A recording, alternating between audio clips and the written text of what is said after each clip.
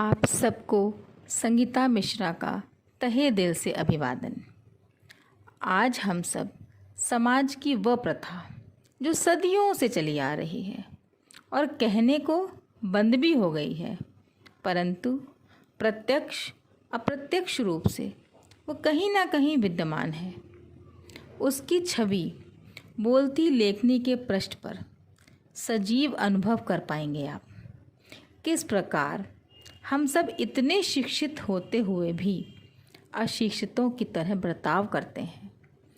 वह तो शिक्षा से कोसों दूर होते हैं, इसलिए इस प्रकार का अमानवीय व्यवहार करते हैं। परंतु हम क्यों? क्योंकि हमने शिक्षा तो बहुत उच्च प्राप्त की, परंतु विवेक ज्ञान प्राप्त करना अभी शेष है। बिना विवेक सत्य असत्य अच्छा बुरा में भेद हम नहीं कर पाते और अज्ञानतावश वह कर बैठते हैं जो एक शिक्षित सभ्य समाज को शोभा नहीं देता। समर्थ ये भूल जाते हैं कि समय किसी का अपना होता ही नहीं, कभी भी विपरीत दिशा में घूम सकता है। समय की चाबुक सिर्फ उस ईश्वर के हाथों में है, वही अपने अनुसार घुमाता रहता है। बस सद्विचार सद्बुद्धि वालों की ओर ही मुख किए रहता है, बाकी सबको उनके कर्मों के अनुसार घुमाता रहता है। हमें इस अटल सत्य का हमेशा भान रहना चाहिए कि कभी भी समय का पहिया घूम सकता है, तो हर वक्त हर समय सजग रहें, कोई चूक नहीं होनी चाहिए। किसी की भावनाओं को इतना ठेस ना पहुंचाएं कि वो मजबूर होकर टूट जाए और अपना सब कुछ गंवा हमारी इच्छा की पूर्ति करे। आज के प्रसंग में हम उस बेटी के बाप की वास्तविक मनस्थिति को समझ पाएंगे जो बेटी का हाथ पढ़े लिखे प्रतिष्ठित धन धान्य से पूर्ण के हाथों में देने जा रहा है, परंतु आर्थिक स्थिति कैसे उसे सब कुछ बेटी के लिए दांव पर लगाने को मजबूर कर देती है। तो चलिए लेखनी के वो बोल जो उस बाप की व्यथा को सुनाना चाहते हैं, जो बेटी के लिए सुयोग्य वर की तलाश कर रहा है। तो चलिए उस परिवार में चलते हैं कि वो कैसे इस समस्या से जूझ रहा है। लक्ष्मी को आज लड़के वाले देखने आ रहे थे। घर पर उनके स्वागत की तैयारी चल रही थी। लक्ष्मी भी खूब अच्छे से तैयार होने चली गई। माँ लड़के वाले आ गए। लड़की का छोटा भाई दौड़ता हुआ आया। माँ जल्दी जल्दी सिर पर पल्लू रखते हुए हाथ से ही बाल ठीक करते हुए स्वागत के लिए गेट की तरफ दौड़ी। विभिन्न प्रकार के व्यंजन पेय पदार्थ जितनी लक्ष्मी के पिता की सामर्थ्य थी सब उनके सामने पेश कर दिए। बेटी को बुलाइए, खाना पीना तो चलता ही रहेगा, समीर की माँ ने थोड़ा रौब में कहा। लड़के की माँ थी। लक्ष्मी की माँ धीमे से उठी और थोड़ी ही देर में लक्ष्मी को लेकर बैठक में आ गई। बिल्कुल सीधी साधी सुंदर नए नक्श को समीर तिरछी नज़रों से बार बार चुपचाप देख रहा था। शायद उसे पसंद आ गई थी। थोड़े सवाल जवाब के बाद लक्ष्मी को अंदर भेज दिया गया और समीर के माँ बाप भी अपने घर चलने को उठ खड़े हुए। तभी लक्ष्मी के पिता कुछ बोलने को हुए, उसके पहले ही समीर बोल पड़ा, कल आप पापा से घर पर आके मिल लीजिएगा। लक्ष्मी के पिता बहुत खुश, लगता है बेटी का रिश्ता पक्का हो गया। सब लोग बहुत खुश घर में। अगले दिन लक्ष्मी के पापा यथासंभव फल मिठाई लेकर समीर के पापा से मिलने गए।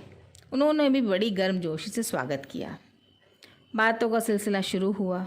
काफ़ी देर बाद समीर के पापा बोले, कितना खर्च करेंगे आप?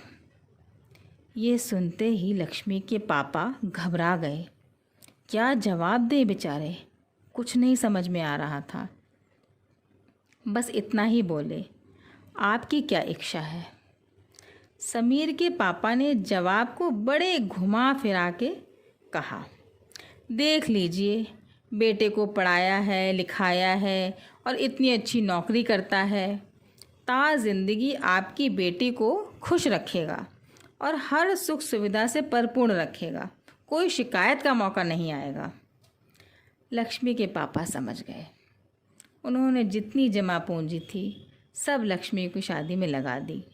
नगद से लेकर हर सामान से उनका घर भर दिया। दोनों की शादी बहुत खुशी खुशी बिना किसी विघ्न बाधा के संपन्न हुई।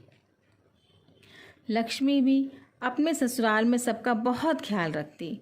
सारा दिन एक पैर पर दौड़ती रहती। किसी को किसी चीज़ की कभी कमी नहीं होने देती। कोई शिकायत का मौका कभी देती ही नहीं। पूरा वर्ष बहुत अच्छे से बीत गया, परंतु संकट के बादल तो कभी भी किसी पे भी बरस सकते हैं। सो आज समीर के ऊपर फट पड़े और उसे नौकरी से निकाल दिया गया। शाम को बहुत दुखी मन से टूटा हुआ सा समीर घर आया। पूरा परिवार गम में डूब गया ये सुनते कि नौकरी चली गई। पर लक्ष्मी ने हिम्मत नहीं हारी और बोली, कोई बात नहीं, मैं घर का खर्च चलाऊंगी, किसी को कोई कष्ट नहीं होने दूंगी। और उसने कई कंपनियों में अपना बायोडाटा भेजा। 2-4 जगह से कॉल लेटर आया। इंटरव्यू भी बहुत अच्छे हुए। जो कंपनी घर के पास थी लक्ष्मी ने वहाँ ज्वाइन कर लिया। घर भी पुनः संकट के बादले छट गए और सुनहरी सूरज की किरण से प्रदीप्तमान हो चला। पूरा परिवार पुनः वैसे ही खुशहाल जीवन जीने लगा। 6 महीने ऐसे बीते। 6 महीने बाद समीर के पिताजी लक्ष्मी के पिताजी से मिलने गए। यूँ अचानक समधी जी को आया देख लक्ष्मी के पिता घबरा गए। बेटी का पिता घबरा ही जाएगा कि लड़के के पिता अचानक क्यों आए।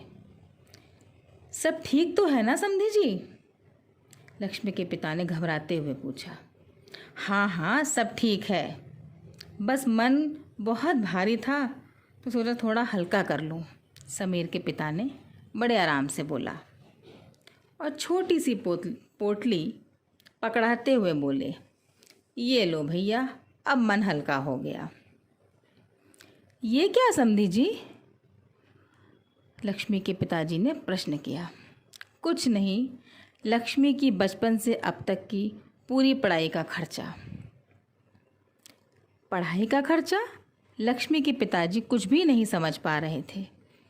तब समीर के पिता ने विवाह तय करते समय बोले अपने वचन उन्हें याद दिलाए कि बेटे को सारी जिंदगी पढ़ाया है, आपकी बेटी को जीवन भर खुश रखेगा, उसे किसी चीज़ की कमी नहीं होने देगा। यह सुनते ही लक्ष्मी के पिता ने समधी जी के हाथ पकड़ लिए और बोला, समधी जी, गृहस्थी की गाड़ी का स्टीयरिंग किसी के भी हाथ में हो, पर चलते रहना चाहिए और सुरक्षित रहना चाहिए। रही बात इस पोटली की, तो समधी जी, दान दक्षिणा वापस न की जाती है न ली जाती है। लक्ष्मी और ये पोटली दोनों अब आपकी अमानत हैं। मैं तो इस बंधन से कब का मुक्त हो चुका हूँ। लक्ष्मी की पिता की बातें सुन समीर के पिता समझ गए क्यों लक्ष्मी गृह लक्ष्मी बन गई, क्यों वह इतनी संस्कारी है। नींव ही इतनी मजबूत है कि तूफान से तूफान, सुनामी से सुनामी उसे हिला डिगा